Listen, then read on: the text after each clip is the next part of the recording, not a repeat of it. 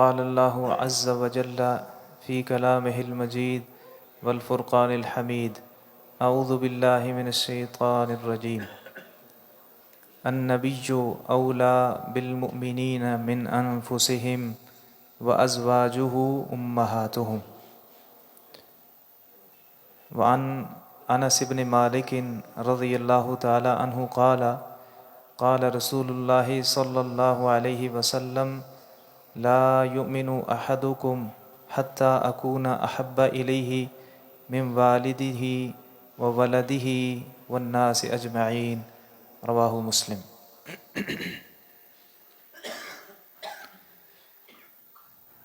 مومن بندہ، اپنے آپ کو مسلمان کہنے والا بندہ جو اس چیز کا دعویٰ کرتا ہے کہ میں مومن ہوں، مسلم ہوں، تو اس کے لیے شرط لازم ہے کہ وہ اللہ پر ایمان لانے کے ساتھ ساتھ نبی مکرم صلی اللہ علیہ وسلم پر بھی اسی طرح ایمان لائے۔ رسول اللہ صلی اللہ علیہ وسلم کے حقوق اپنی امت پر اس حوالے سے ہمارا موضوع جاری تھا۔ پہلا حق کہ نبی مکرم صلی اللہ علیہ وسلم کو اللہ کا سچا نبی مانا جائے۔ دوسرا حق اللہ کے نبی صلی اللہ علیہ وسلم کی اتباع، آپ کی اطاعت اور آپ کی فرمانبرداری کی جائے۔ تیسرا حق رسول اللہ صلی اللہ علیہ وسلم سے سچی محبت کی جائے، حب النبی صلی اللہ علیہ وسلم۔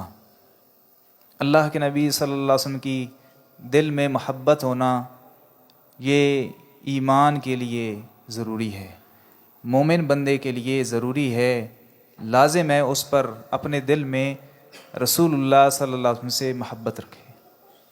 اور وہ محبت کیسی ہو؟ وہ محبت یہ نہیں کہ سب سے زیادہ اپنی جان سے محبت کرے، یا کسی مال سے محبت کرے، یا کسی دنیاوی چیز سے محبت کرے، نہیں، ان سب چیزوں سے بڑھ کر اللہ کے رسول صلی اللہ علیہ وسلم سے محبت ہوگی تو ایمان مکمل ہوگا۔ حضرت عمر ابن الخطاب رضی اللہ تعالی عنہ، صحیح مسلم میں حدیث آتی ہے، کہنے لگے اللہ کے رسول لَأَنْتَ أَحَبُّ إِلَيَّ مِنْ كُلِّ شَيْءٍ، اللہ کے رسول صلی اللہ علیہ وسلم آپ سے ہر چیز سے بڑھ کر میں محبت کرتا ہوں، الا من نفسی، سوائے اپنے نفس سے، یعنی اپنی جان کے بعد آپ سے ہر چیز سے بڑھ کر محبت کرتا ہوں۔ یہ ہو سکتا سادگی میں کہہ دیا ہو کہ ہر شخص ظاہر ہے اپنی جان ہر کسی کو پیاری ہوتی ہے، رسول اللہ صلی اللہ علیہ وسلم نے فرمایا نہیں عمر، اس طرح نہیں، اپنی جان سے بھی بڑھ کر جب تک محبت نہیں کرو گے اس وقت تک مومن نہیں ہو سکتے۔ فوراً اپنی بات سے رجوع کیا، واپس لوٹے، فرمایا اللہ کے رسول صلی اللہ علیہ وسلم اپنی جان سے بھی بڑھ کر آپ سے محبت کرتا ہوں۔ آپ نے فرمایا عمر الآن، ابھی تمہارا ایمان مکمل ہوا ہے، تو محبت بھی کرنی ہے اور ہر چیز سے بڑھ کر کرنی ہے، اپنے والدین سے، اپنی اولاد سے، اپنے مال و متاع سے، دنیا سے بڑھ کر اللہ کے رسول صلی اللہ علیہ وسلم سے محبت ہونی چاہیے۔ قل ان کان آباؤکم، کہہ دیجئے اگر تمہارے باپ دادا، و ابناؤکم، تمہارے بیٹے تمہاری اولادیں، و اخوانکم، تمہارے بھائی، و ازواجکم، تمہاری بیویاں، و عشیرتکم، تمہارے قرابت دار، تمہارے رشتہ دار، و اموال اقترفتموہا، وہ مال جو تم کماتے ہو، و تجارت تخشون کسادہا، اور وہ تجارت جس کے مان پڑ جانے سے تم ڈرتے ہو، و مساکن ترضونہا، اور وہ مسکن اور مساکن اور رہنے کی جگہ جنہیں تم پسند کرتے ہو، احب الیکم من اللہ و رسولہ، اگر تمہیں یہ چیزیں زیادہ محبوب ہیں اللہ سے اور اس کے رسول سے۔ کیا فرمایا کہ یہ چیزیں عام طور پر دنیا میں ان چیزوں سے محبت کی جاتی ہے۔ اپنے والدین انسان کو بڑے عزیز ہوتے ہیں، اپنی اولاد انسان کو بڑی عزیز ہوتی ہے، بھائی بہنیں انسان کو بڑی عزیز ہوتے ہیں، یہ بیویاں، اپنے رشتہ دار، اپنی تجارت کاروبار، اور مال و متاع، رہنے کے گھر اور جگہیں، یہ انسان کو بڑی محبوب ہوتی ہیں۔ اللہ نے اشارہ یہ کروایا ہے کہ ان سب سے زیادہ اللہ اور اس کے رسول سے محبت ہونی چاہیے۔ حب الیکم من اللہ ورسولہ وجہاد فی سبیلہ فی سبیلہ، اللہ اس کے رسول سے زیادہ اور اللہ کے راستے میں جہاد کرنے سے زیادہ تمہیں محبوب ہیں۔ فتربصوا حتی یأتی اللہ بامرہ، پھر انتظار کرو یہاں تک کہ اللہ اپنا حکم لے آئے۔ تو سب چیزوں سے بڑھ کر اللہ اور اس کے رسول صلی اللہ علیہ وسلم سے محبت ہونی چاہیے۔ انس بن مالک رضی اللہ تعالیٰ عنہ کیا فرماتے ہیں؟ صحیح مسلم میں یہ حدیث آتی ہے، رسول اللہ صلی اللہ علیہ وسلم نے فرمایا لا یؤمن احدکم حتی اکون احب الیہ من والدہ وولدہ والناس اجمعین، تم میں سے کوئی بندہ اس وقت تک مومن نہیں ہو سکتا یہاں تک کہ میں اس کو زیادہ پیارا نہ ہو جاؤں، زیادہ محبوب نہ ہو جاؤں، اس کے والدین سے زیادہ، اس کی اولاد سے زیادہ، والناس اجمعین، اور سب لوگوں سے بڑھ کر، سب لوگوں سے زیادہ، اس وقت تک جب تک مجھ سے ان سب چیزوں سے بڑھ کر محبت نہیں کر لیتا، اس وقت تک کوئی بندہ تم میں سے مومن نہیں ہو سکتا۔ ایمان کے لیے یہ شرط لازم ہے کہ رسول اللہ صلی اللہ علیہ وسلم سے ان سب چیزوں سے بڑھ کر محبت کی جائے۔ وہ چیز اپنی جگہ پر پھر درست جو سابقہ ہم ذکر کر چکے کہ محبت کا تقاضا پھر کیا ہے، ساتھ ساتھ اتباع ہونی چاہیے رسول اللہ صلی اللہ علیہ وسلم کی۔ صحابہ کرام رضی اللہ تعالی عنہم اللہ کے نبی صلی اللہ علیہ وسلم سے واقعتاً اسی طرح محبت کیا کرتے تھے جو اللہ کا مطالبہ ہے، جو رسول اللہ صلی اللہ علیہ وسلم نے جس طرح محبت کرنے کے لیے کہا ہے۔ اپنی جان سے زیادہ محبت کیا کرتے تھے، اپنے مال و متاع سے زیادہ محبت کیا کرتے تھے۔ یہ دیکھیں واقعہ ہجرت جو مکہ سے مدینہ ہجرت ہوئی، یہ کس چیز کی دلیل؟ اس میں بہت سارے اسباق ہیں اس ہجرت میں، اس میں ایک سبق یہ بھی ہے اور ایک دلیل یہ ہے اس میں کہ صحابہ کرام رضی اللہ تعالیٰ عنہ اپنی جائیداد سے، اپنے مال و متاع سے، اپنے گھر بار سے، اپنے بیوی بچوں سے بڑھ کر رسول اللہ صلی اللہ علیہ وسلم سے محبت کیا کرتے تھے۔ تب ہی سب کو چھوڑ دیا مکہ میں، زمینیں تو نہیں لے جا سکے مدینہ کی طرف، مال و متاع ادھر رہ گیا، فصلیں اور باغات ادھر رہ گئے، صرف رسول اللہ صلی اللہ علیہ وسلم کی محبت میں مدینہ کی طرف ہجرت کر لی، اللہ کے نبی صلی اللہ علیہ وسلم کی صحبت کو پسند کیا۔ ابو ہریرہ رضی اللہ تعالیٰ عنہ کئی دن تک رسول اللہ صلی اللہ علیہ وسلم کی چوکھٹ پر لیٹے رہتے تھے، اور یہ بھی فرماتے ہیں، صحیح بخاری میں احادیث آتی ہیں کہ کئی دفعہ غشی کھا کر گر پڑتا تھا، اور کئی دفعہ بھوک کی وجہ سے بے ہوش بھی ہوئی ہیں، صرف اس بات کی وجہ سے احادیث نبویہ کی محبت میں، رسول اللہ صلی اللہ علیہ وسلم کی صحبت کی محبت میں اپنے گھر نہیں جاتے تھے، کہ ایک تو یہ ڈر تھا کہ گھر جاؤں گا تو رسول اللہ صلی اللہ علیہ وسلم نہ جانے کوئی حدیث ارشاد فرمائیں اور ابو ہریرہ کو پتہ ہی نہ چلے، اور رسول اللہ صلی اللہ علیہ وسلم کی صحبت، اس کا پھر اثر بھی ہوا، صحابہ کرام رضی اللہ تعالی عنہم کی تربیت ہوئی اس صحبت میں رہنے کی وجہ سے۔ خیال رکھا کرتے تھے، بڑی حفاظت کیا کرتے تھے رسول اللہ صلی اللہ علیہ وسلم کی، آپ کی تمنا اور خواہش اس کا بڑا خیال رکھا کرتے تھے، اللہ کے نبی صلی اللہ علیہ وسلم کی پریشانی کو سمجھا کرتے تھے، آپ کے خیالات کو، آپ کی فرمائشوں کو سامنے رکھا کرتے تھے۔ سفر و حضر کے اندر ہر صحابی کی یہ کوشش ہوا کرتی تھی کہ جتنا ہم سے ہو سکتا ہے رسول اللہ صلی اللہ علیہ وسلم کی محبت میں کوئی کسر باقی نہ رہے، اپنی زندگی کے اندر اور مرنے کے بعد بھی ان کی یہ خواہش رہی۔ وہ عظیم حدیث جو صحیح البخاری میں حدیث آتی ہے، عمر ابن الخطاب رضی اللہ تعالی عنہ کا وقت وفات آیا،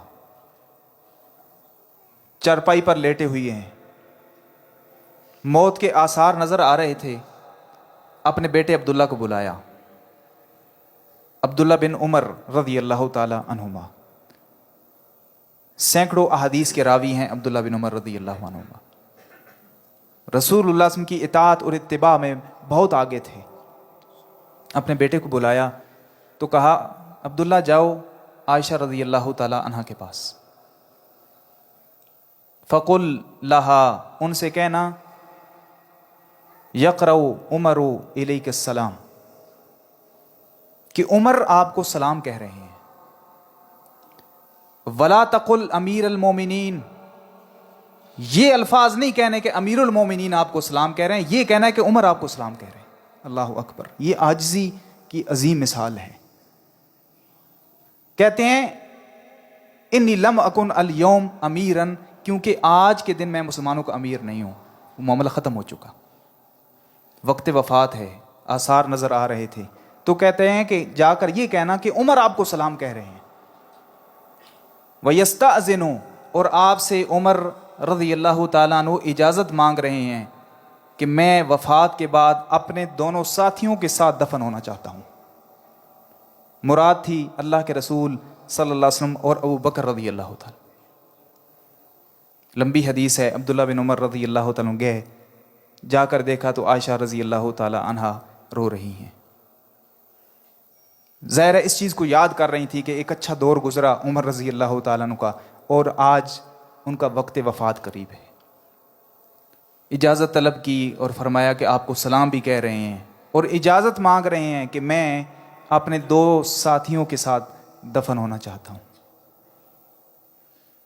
وقت کے خلیفہ کہہ سکتے تھے کہ میرا آرڈر ہے میرا کہ مجھے ادھر دفن کیا جائے گا، عاجزی کی مثال قائم کی کہ اجازت طلب کرو جا کر کہ میں ادھر دفن ہونا چاہتا ہوں۔ حضرت عائشہ رضی اللہ تعالی عنہا فرماتی ہیں، عبداللہ خواہش تو یہ میری تھی، یہ جگہ میں نے اپنے لیے رکھی ہوئی تھی کہ میں ادھر دفن ہوں گی، لیکن آج کے دن لَأُوثِرَنَّ، میں عمر کو اپنے اوپر ترجیح دوں گی کہ ٹھیک ہے آپ کو ادھر دفن کریں گے۔ عبداللہ بن عمر رضی اللہ تعالی عنہما واپس آئے، لوگوں نے بتایا امیر المومنین عبداللہ واپس آ گئے ہیں۔ پوچھا مجھے سہارا دے کر بٹھاؤ، معلوم یہ ہوتا ہے کہ یہ انتہائی وفات کے آثار بالکل قریب تھے اور بالکل لاغر ہو چکے تھے۔ کہتے ہیں مجھے سہارا دے کر بٹھاؤ۔ پوچھا عبداللہ کیا خبر لے کر آئے ہو؟ مان لا کہ جو آپ پسند کرتے تھے وہی خبر لے کر آیا ہوں۔ عائشہ رضی اللہ تعالی عنہا نے اجازت دے دی ہے۔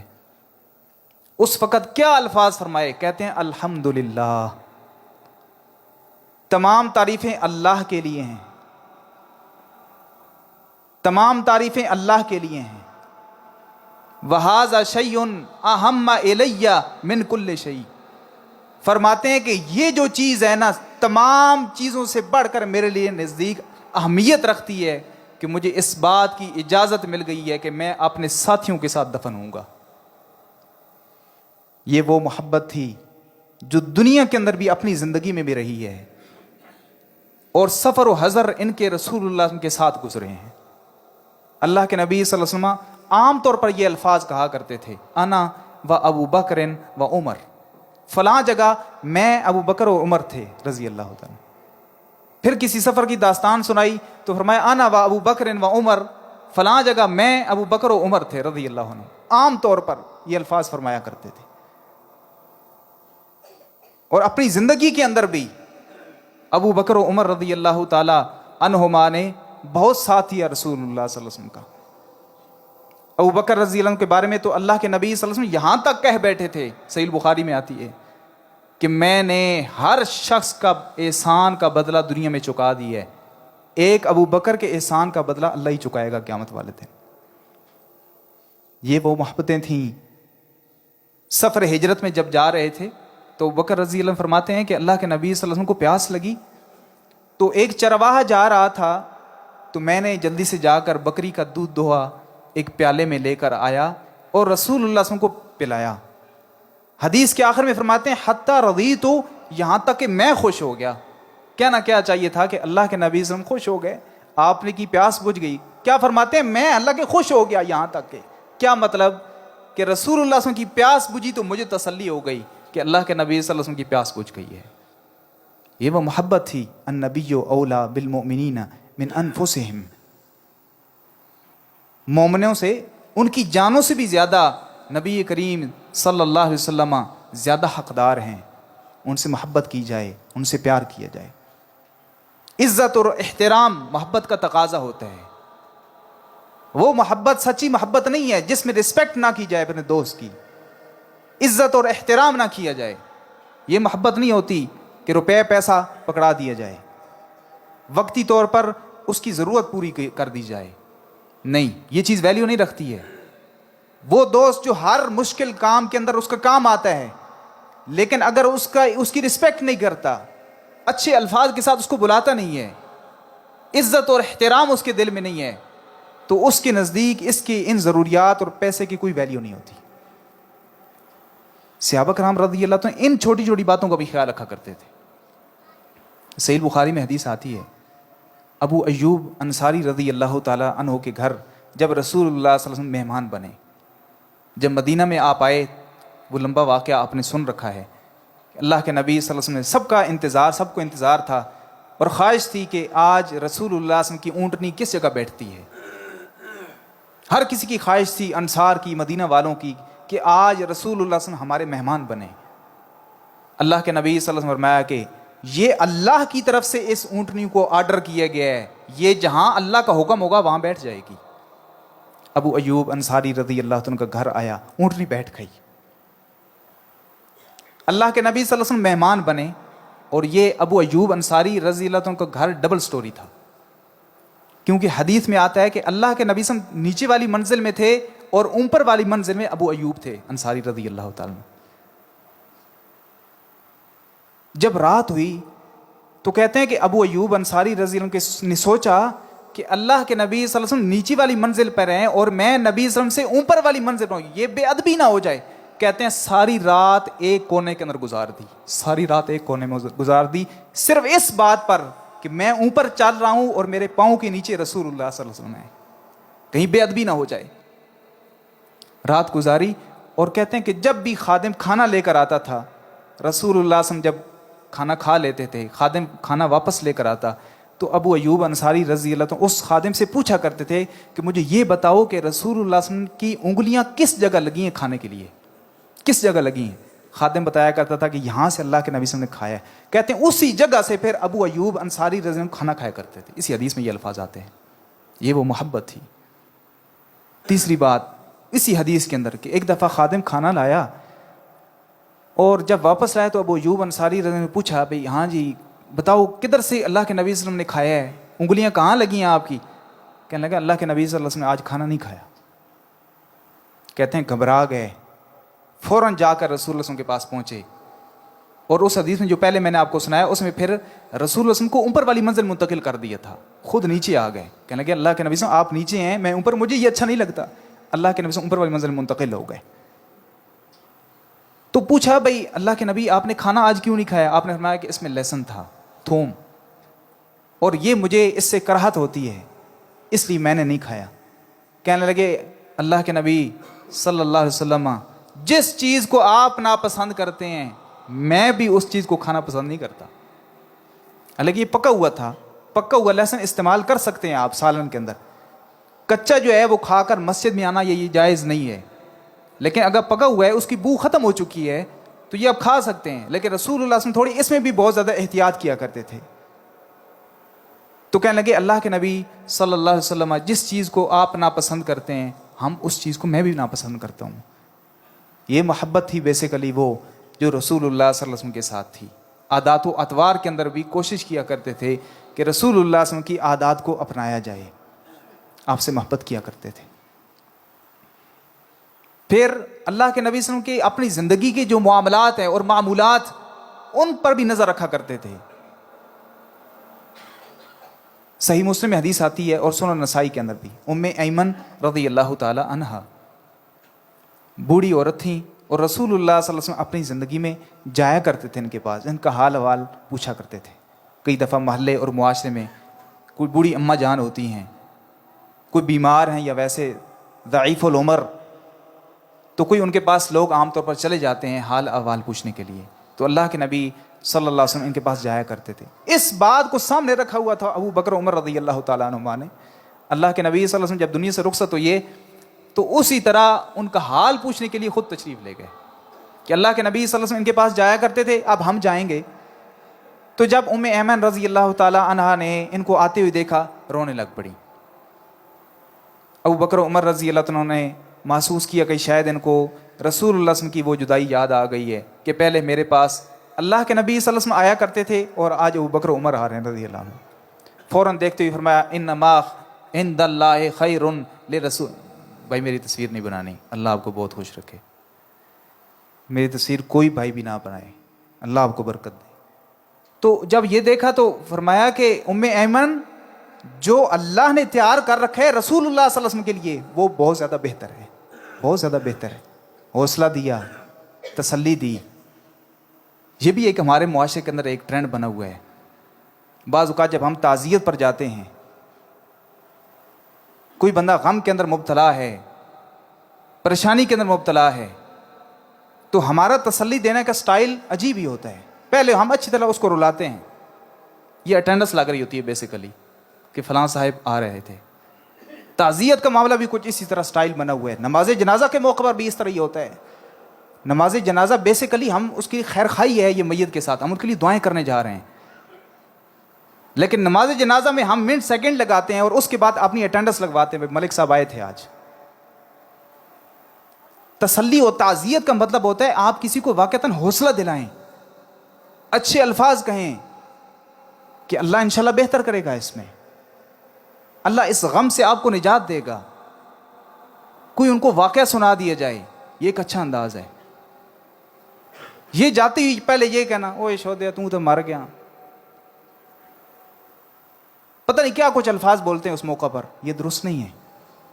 فوراً کیا الفاظ بولے تسلی دینے کے لیے؟ جو اللہ نے رسول اللہ صلی اللہ علیہ وسلم کے لیے تیار کر رکھا ہے وہ کہیں بہتر ہے. حالانکہ رسول اللہ صلی اللہ علیہ وسلم کی جدائی کا غم ابو بکر و عمر رضی اللہ عنہ کو کہیں زیادہ تھا.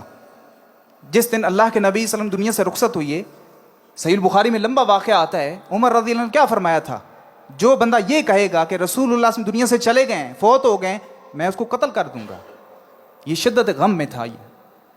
اور ابو بکر رضی اللہ عنہ جب یہ آیت پڑھی تھی وما محمد الا رسول قد خلت من قبلہ الرسل افإن مات او قتل انقلبتم على اعقابکم، کہ محمد صلی اللہ علیہ وسلم اللہ کے رسول ہیں، اگر وہ فوت ہو جاتے ہیں یا شہید کر دیے جاتے ہیں تو کیا تم اپنے قدموں کے بال پیچھے پھر جاؤ گے؟ حضرت عمر رضی اللہ عنہ فرماتے ہیں جب مجھے یہ یقین ہو گیا نا کہ اللہ کے نبی صلی اللہ علیہ وسلم چلے گئے ہیں دنیا سے، کہتے ہیں میری ٹانگیں مجھے اس وقت اٹھا نہیں رہی تھی، ہمت نہیں تھی، حوصلہ غم بہت زیادہ تھا.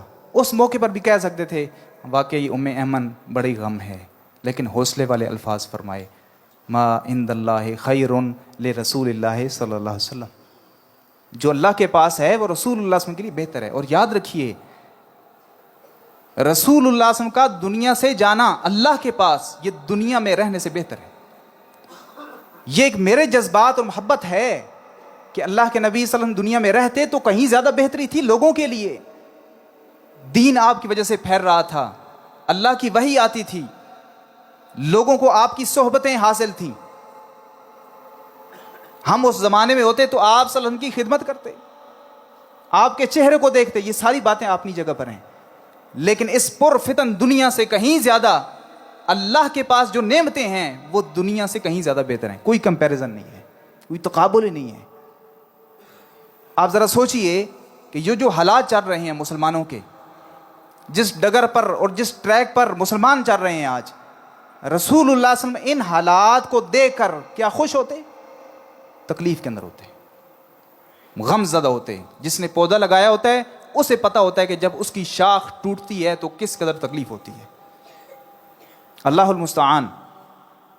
تو خیر ام ایمن رضی اللہ تعالی عنہا فرماتی ہیں، حوصلے والی خاتون تھی، کہتی ہیں نہیں میں اس وجہ سے نہیں رو رہی، بس میں اس وجہ سے رو رہی ہوں ان الوحی قد انقطعت، کہ آج وحی کا سلسلہ ختم ہو چکا ہے.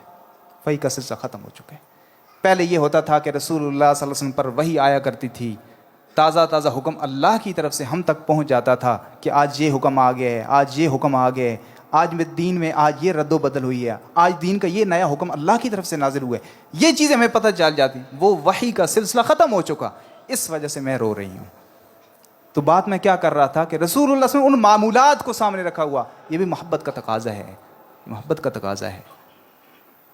عبداللہ بن عمر رضی اللہ تعالی عنہما، مسند احمد میں حدیث آتی ہے खच्चर पर सवार जा रहे थे, सर पर पगड़ी बांधी हुई थी।